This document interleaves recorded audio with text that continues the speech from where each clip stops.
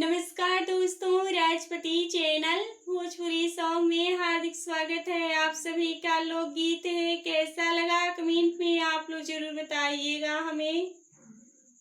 हमसे चैत की गेहूं ना कटाई पिया जी, हमसे चैत की गेहूं ना कटाई पिया जी, तोहरा मम्मी जी के बोलिया ना सोहलाए पिया जी, तोहरा मम्मी जी के बोलिया ना सोहाए पिया जी। नाई हर्षिका की लैला रब बन के रानी, आवती जवानी गईनी हम तनो करानी। इहो नाई हर्षिका की लैला रब बन के रानी हो, आवती ये जवानी गईनी हम नौकरानी हो, आवती जवानी गईनी हम तनो करानी हो, हम तनो करानी हो।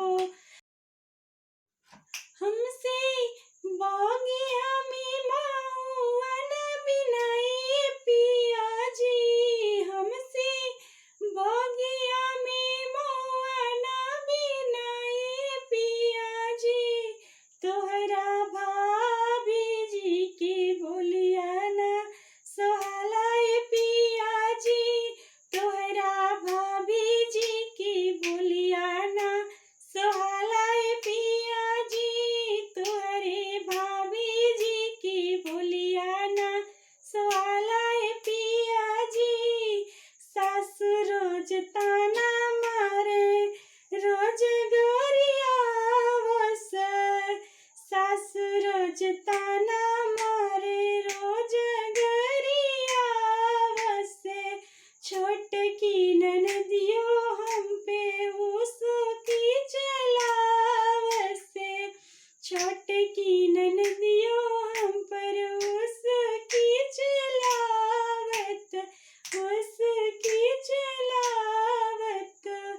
हमरे चूल्हे आप खाना नहीं बनी पिया जी, हमसे चूल्हे आप खाना नहीं बनी पिया जी, हमसे चूल्हे पे खाना नहीं बनी पिया जी, तोहरा बहिनी के बोलिया ना सोहलाए पिया जी, तोहरा दीदी की बोलिया ना सोहलाए पिया जी, तोहरा मम्मी जी की बोलिया ना सोहलाए पिया जी, तोहरा भाभी जी की बोलिया ना सोहलाए पिया जी।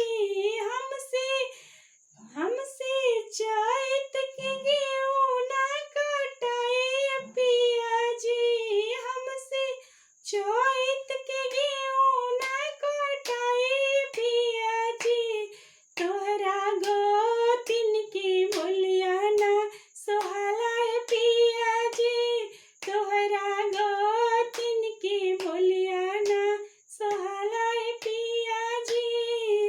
वीडियो अच्छा लगा हो तो प्लीज़ लाइक शेयर सब्सक्राइब जरूर कीजिएगा। धन्यवाद दोस्तों।